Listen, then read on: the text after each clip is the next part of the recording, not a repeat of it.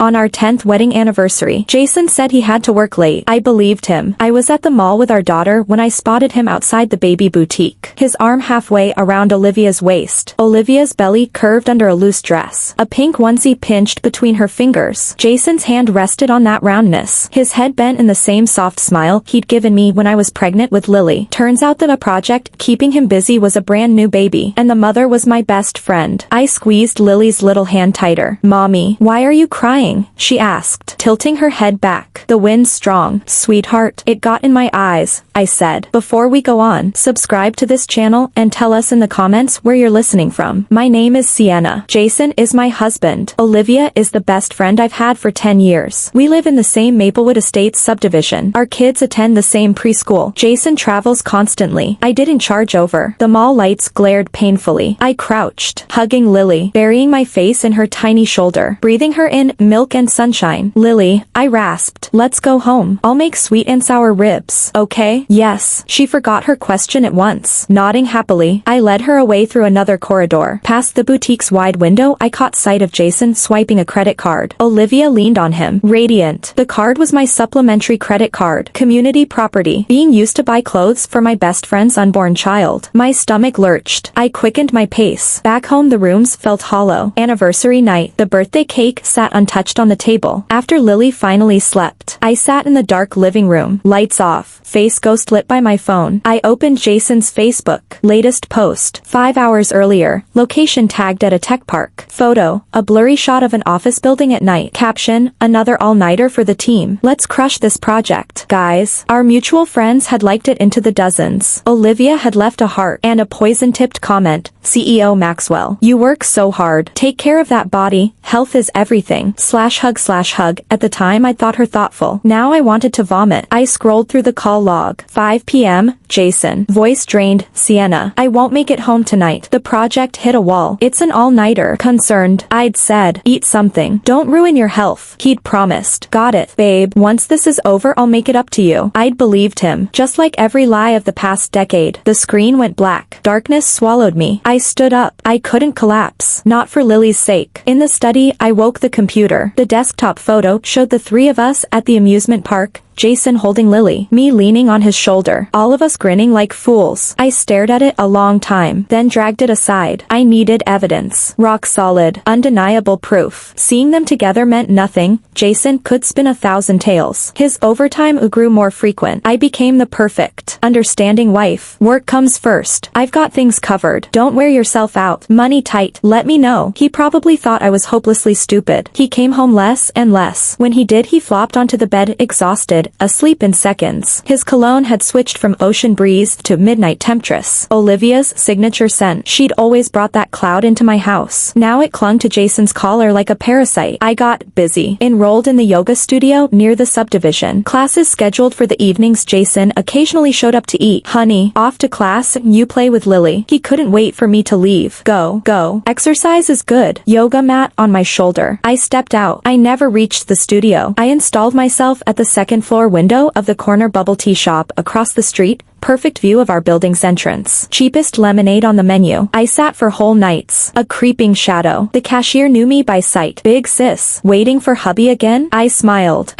He's working late. We'll head back together." She sighed. Envious. "You two are so sweet." "Yeah." Sweet enough that while he babysat our child upstairs, I timed his exit downstairs. 5th night. A little after 8, Jason's black VW eased out of the garage. Olivia rode shotgun in a flowing dress. Her bump unmistakable. The car melted into traffic. I jogged downstairs and hailed a cab. "Follow that black Volkswagen. Plate ends in 68. The driver glanced at me. "Catching a cheater?" I stayed silent. He sighed and hit the gas. We ended up at a brand new luxury complex in the outskirts. Greenery. Lakes. Silence. Jason's car slipped through the gate. The guard let it pass. I had the taxi stop outside. Taillights vanished round a bend. My heart sank inch by inch. So this was their home, financed with my supplementary card. No doubt. I opened the map app and saved the name, Larkspur, California. Noted the building we'd passed. Building 7. I didn't follow further. The photos were enough, but not lethal enough. I needed a blade. One thrust that would skewer them both. What does Jason value most? Money, face, and Olivia, the goddess persona she's curated for years. Elite overseas degree, Aurora Tech executive, elegant single mom. Her ex a deadbeat scum who abandoned her and their child. Years of that sob story, harvesting likes and favors on Facebook. Jason was one of her trophies. Looking back, his concern for Olivia had crossed every line. I'd just been blind. I stayed in the tea shop till dawn. When the first light grayed the sky, Jason's car reappeared, only him at the wheel, sated, sleepy, smug. He drove back toward Maplewood Estates. I watched him disappear into the lobby. Then I stood, paid the bill, and went back to that freezing house. He was already asleep in the guest room, his snoring soft and steady. I splashed water on my face, slipped into the bedroom, and lay down beside Lily. My daughter slept soundly, her little cheeks rosy. I drew her close. Tears slid silently into the pillow. Lily, Mommy won't let anyone destroy your home. Mommy will protect you. In my own way, I began collecting more. Quietly, calmly. Jason's old phone, abandoned at home for ages. He'd forgotten to toss it. I tried plugging it in. Luck was on my side. It still powered on. No passcode. He probably thought nothing inside mattered. I scrolled. Photos, messages, almost everything deleted. But in a hidden folder I found several risque shots Olivia had sent him. Lingerie, dated 6 months ago. Back then Olivia had just divorced, crying all day, coming to us for comfort. Jason had raged in front of me, cursing her ex-husband as scum, so the comfort had moved to the bedroom. Disgust flooded me, but I didn't delete. I copied them out in silence. Jason must have decided my recent reasonableness meant he could relax. One evening he was in the shower, phone charging on the coffee table, the screen lit. A WhatsApp from Olivia. I walked over. I knew his code, our anniversary. I smiled bitterly, swiped. The message popped up. Olivia, hubby, I'm craving spicy tomato noodles so bad. Please bring me some after work/puppy eyes. Jason, greedy little cat. Wait for me. Hubby's on it. Then a string of sickly sweet emojis. Yesterday's date. Yesterday, he told me the quarterly wrap-up meeting would run late. Apparently, it ran late in Olivia's bed. And afterward, he ran out for spicy noodles. I set the phone down, returned to the kitchen, kept chopping. The blade hit the board. Thud, thud, steady. Olivia invited me to afternoon tea. She glowed in a loose maternity dress that couldn't hide her rounded belly. Sienna, you've lost weight and look so pale, she said, concerned. Jason's been too busy to take care of you. I stirred my coffee. Projects come first. Men, ambition is good. She smiled, brushing her bump. If only my guy were half as capable as Jason. Your guy? Oh, just a friend of Lily's dad, she said, eyes flickering. Small business type. Treats me well. She started weaving her tail. He's clumsy. Last time he nearly sliced his finger peeling me an apple. She pouted. Not like Jason. So mature and thoughtful. She was fishing, testing whether I knew, or simply savoring the thrill. I looked at her. Really? Then congratulations on finding someone decent. She beamed. Thanks, Sienna. Oh, next month is my birthday and also our baby's 4D ultrasound day. Small get-together. You and Jason must come. Here it was. A declaration of war. Or a victory parade. In her eyes, I was the clueless fool. Sure, I nodded. We'll be there. Jason started coming home for dinner a bit more often. Probably needed an alibi while Olivia's a friend celebrated her birthday. At the table he asked casually. By the way, Sienna, Olivia's birthday next month, she invited us. You up for it? I served him spare ribs. Of course. She's my best friend. Expecting a baby, double joy. We have to go. He exhaled in relief. Great. We'll go together. He paused, studying me. Sienna, you seem different lately. Oh, how so? Can't put my finger on it, he said. Quieter. Maybe. Must be the yoga, body and mind. I smiled. Eat before it gets cold. He said no more. Sure, my quiet was middle-age resignation. I started preparing the birthday banquet where the show would open. Olivia booked a private room at Velvet. Large, cozy, pastel balloons drifting. Plenty of guests, old friends of ours, new friends of hers. She sat center stage, radiant in a tailored maternity dress. Makeup light but perfect. Spotting us, she waved. Sienna, Jason, over here. The seat beside her was empty. Clearly reserved for Jason. Another chair stood farther off. Jason headed straight for the spot next to her. I touched his arm. Honey,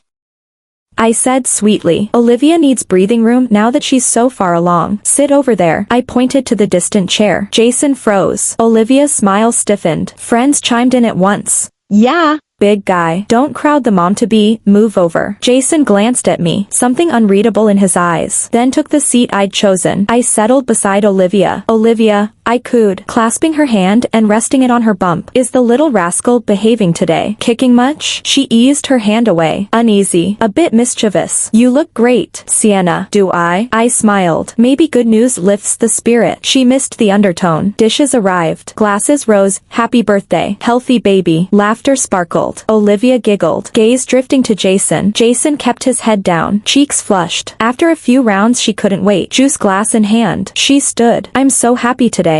Thank you all, especially Sienna and Jason. She looked at us, eyes gleaming. These years, Sienna's been the sister I never had. You must be godparents. The words dripped with double meaning. Guests hooped. Jason's ears burned. He stared at his plate, thinking the moment ripe. Olivia added, oh, and I haven't officially introduced the baby's daddy. The room hushed, everyone turning to her. Jason's head snapped up, panic flashing. Olivia beamed, coyly scanning the table. His company sprang a last-minute crisis, so he couldn't make it tonight, but he'll meet you soon. He did pick a gift for our little one, though, and asked my best friend to bring it. She pinned Jason with a blazing stare. Jason, where's my present? Every head in the room swiveled toward him, his face drained white. Probably hadn't expected Olivia to be this brazen, openly roasting him in front of the whole crowd. He stammered, the gift. The air curdled. Every gaze turned quizzical. Olivia froze, clearly unable to understand why Jason was caving. I set my chopsticks down, slow and deliberate, picked up the tote at my feet, pulled out a ribbon box, small but impeccably wrapped. Right here, I said, voice soft yet distinct. Everyone turned to me in unison. I slid the box across the table to Olivia. You're Jason's forgetful. He left it in the car when we got out. I brought it up for him. My smile was gentle. Open it. He swore you'd love it. Jason looked dazed, darting between the box and me, lips trembling without a sound. Olivia was equally stunned, hesitating before she took it. Sienna, this. Go on, I urged, eyes encouraging. She had no choice but to peel away the wrapping. Inside lay a premium bottle set from a top brand. Useful, but nothing extravagant. A flash of disappointment crossed her face. Gone in an instant. Thank you, Jason. Thanks, Sienna. Her smile was strained. Scattered applause drifted around the table. Jason, nice pick. Sienna's so thoughtful. The awkwardness dissolved slightly. Olivia wasn't ready to concede. The big announcement she'd choreographed had been neutered with a shrug. She sat, mood plummeting. Jason looked ready to jump out of his skin, gulping water non-stop. I ate in quiet, measured bites. Round one. To me, when dinner wound down, someone suggested cake. The beautiful birthday cake rolled in. Olivia made a wish. Blew the candles. We clapped. Snapped photos. I stood. Olivia, let me cut for you. Stay seated. She didn't object. I lifted the plastic cake server. Wait. Jason blurted, half rising, jittery. Sienna, be careful. Don't cut yourself. The words landed weird, abrupt. Everyone stared. His flush deepened. Olivia glanced at him, eyes complicated. I gave him a calm smile. Relax. It's just cake. I sliced straight and steady. Just then the private dining door nudged open. A suit-and-tie man craned in, briefcase in hand. Excuse me, which lady is Olivia? We all froze. Olivia looked blank. I'm Olivia. Who are you? He stepped inside. Expression solemn. Read. I'm a client manager from Pinnacle Insurance. Name's Harris. Regarding the large accident payout on your ex-husband's policy, we need to reconfirm a few details with you personally. The room fell stone silent. Olivia's face blanched paper white. What policy? What payout? You've got the wrong person, she quavered. Harris consulted a file. Olivia read. ID ending in XXXXXX. Ex-husband. Accidental drowning last July while vacationing abroad. You, the sole beneficiary. Collected $5 million USD. Correct? No, you're lying. Olivia shot up, voice shrill. He slipped and fell himself. That payout. He bought the policy ages ago. Ms. Reed, please stay calm, Harris said. All business. Anonymous tips suggest your ex-husband's death may warrant review. We're conducting a routine re-examination. He paused. Meaningful. Purchasing huge coverage shortly before an accident. Beneficiary rushing to collect. We have to be thorough. Your cooperation is appreciated. Olivia shook from head to toe, lips jerking without words. Her perfectly made-up face twisted grotesquely. Around the table, friends were dumbstruck. Whispers rose like a tide. My God, $5 million?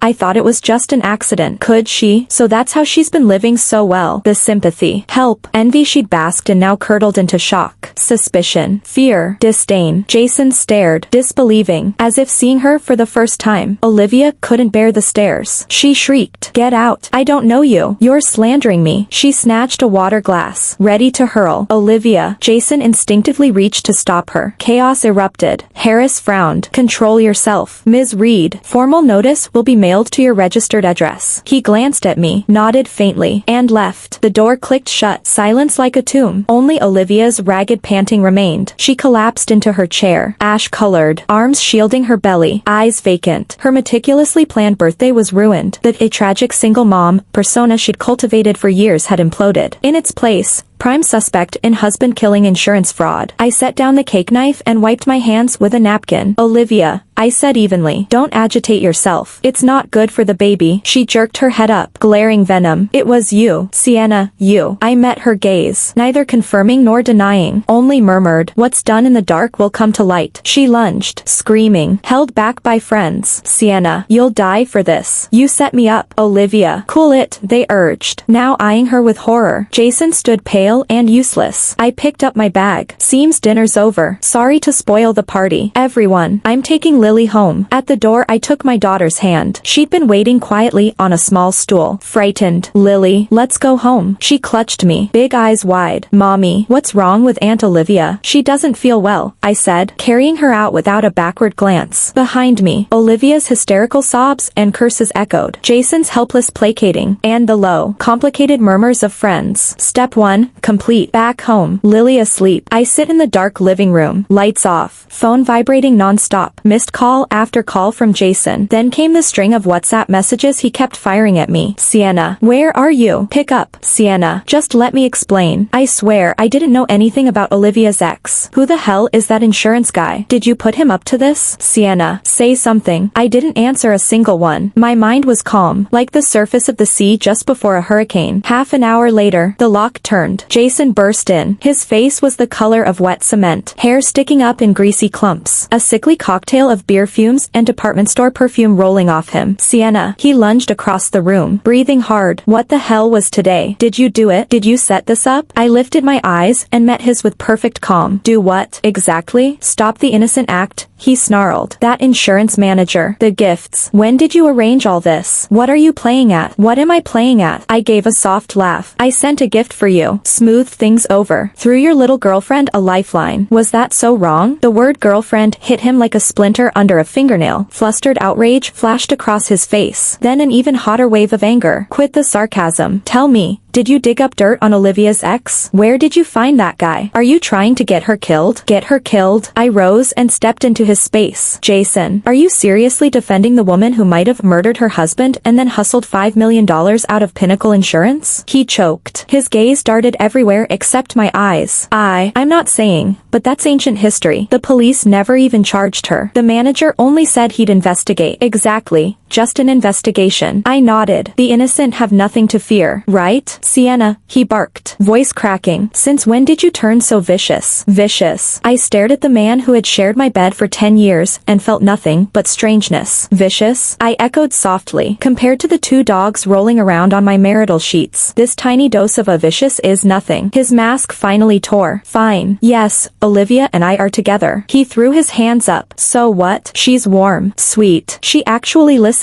You. All you see are chores. The kid. This suffocating house. I've been drowning here. Sweet. I laughed, flicking my phone open to the recording I'd made upstairs at the bubble tea shop. Jason helped Olivia into the car, and her syrupy voice drifted out. Honey, where to now? Our new love nest? His answering purr. Yeah. Larkspur. Whole night to ourselves. Ugh. Is Sienna home tonight? Forget her. She's furniture. Even if she finds out. So what? I'll still land on my feet. Lily can live with me. I'll get her a better mom. Promise. And our baby boy, your first son? Relax. My money goes to our son. Lily's just a girl. We'll marry her off someday. The clip ended. Every drop of blood drained from Jason's face. He sagged against the wall as if someone had yanked his spine out. You recorded that? Sure did. I slipped the phone back into my pocket. How else would you hear the real you? His lips quivered. Terror had replaced the arrogance in his eyes. Sienna, I was wasted. Talking nonsense. Lily's my princess.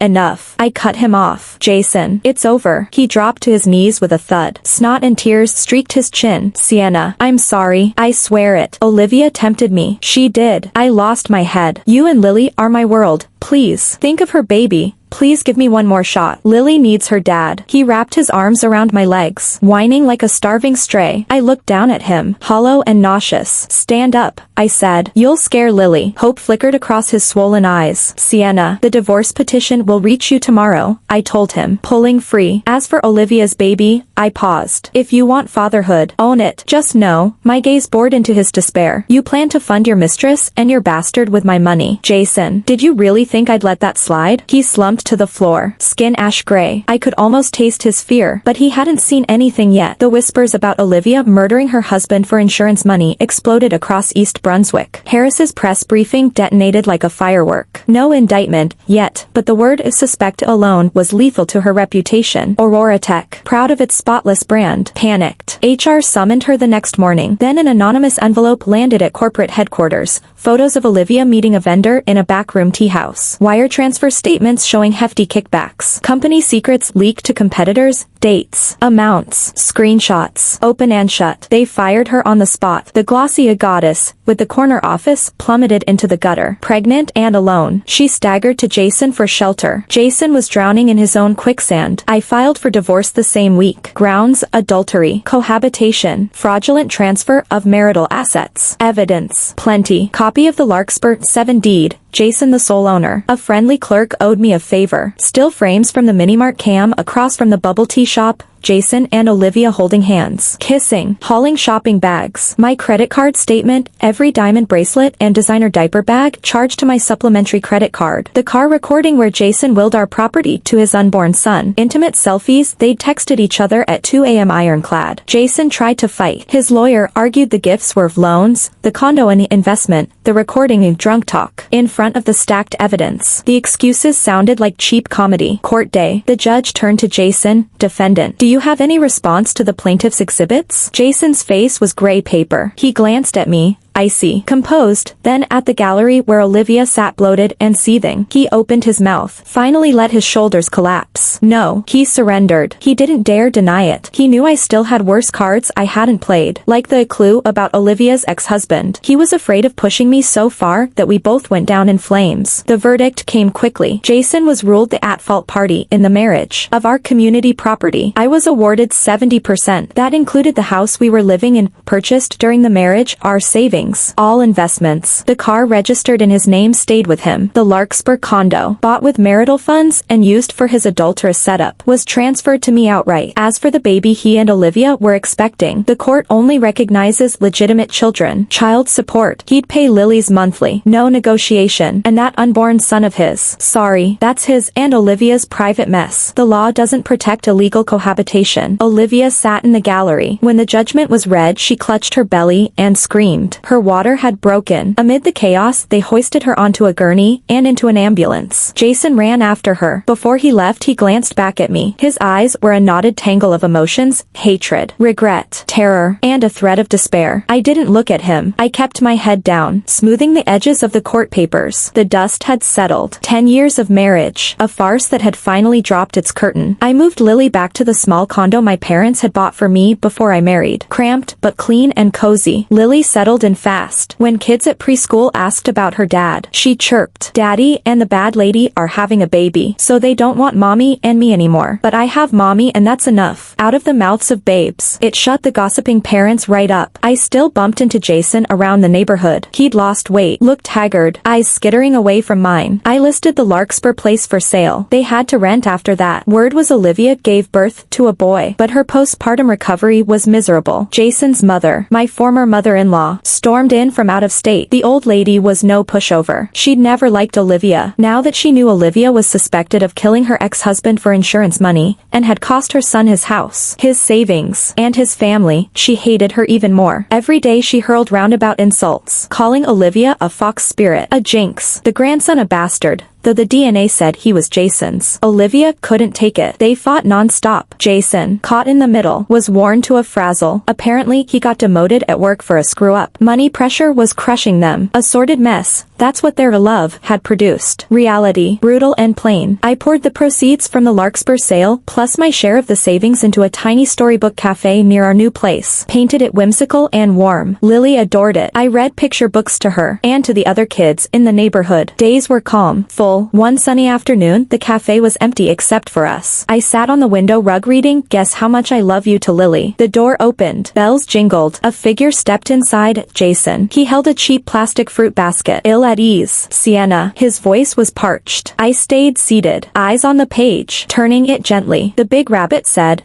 I love you right up to the moon, and back. Lily cuddled against me, mesmerized. Jason stood like an awkward statue. I came to see Lily. He set the basket on the side table near the door. Lily peeked up, whispered, Daddy, then burrowed back into my arms. Lily. Jason forced a smile. Want to go out for ice cream with Daddy? Lily shook her head. I want Mommy to finish the story. His smile froze. He looked at me, eyes pleading. Sienna, I know I was wrong, really wrong. Olivia and we can't make it work. She fights with Mom day and night. The house is a war zone. That's your life, I said, voice flat. Jason, if there's nothing else, please leave. This is a children's storybook cafe. We need quiet. Sienna. He stepped closer, voice cracking. For Lily's sake, give me one more chance. Let's remarry. I'll treat you and Lily right. I swear, no. I cut him off. Steel in the word. I stood, lifting Lily. Jason, we ended the moment you betrayed this family. The second you made your choice. It was over. The life you're living is the one you picked. The road's still long, walk it carefully. As for Lily, I went on, gaze softening at my daughter. I'll give her all the love she needs. Your hollow charity isn't required. Just make sure the support money hits the card on time. And, I pointed at the fruit basket, take that with you. Lily doesn't eat things from strangers. Jason stayed rooted. His face was ashen as late autumn leaves. He opened his mouth. Nothing came out. He stared at Lily once more. Pain, regret, longing swirling in his eyes. Then, slowly, he turned, shoulders sagging, like he'd aged 10 years in a minute. He shuffled out of the cafe. The bell chimed again as the door shut. Two worlds, separated. Mommy, Lily whispered. Did Daddy leave? Yes, he's gone. Will he come back? Maybe, but our new life has already started. Sweetheart. Sunlight streamed through the window, warm and bright. The cafe was quiet, illuminated. I held my daughter, watching the street outside. Traffic flowed. Life moved on. Days without Jason and Olivia felt wide open. The sky bluer. The air cleaner. I bent and kissed Lily's forehead. Baby, want to hear a brand new story?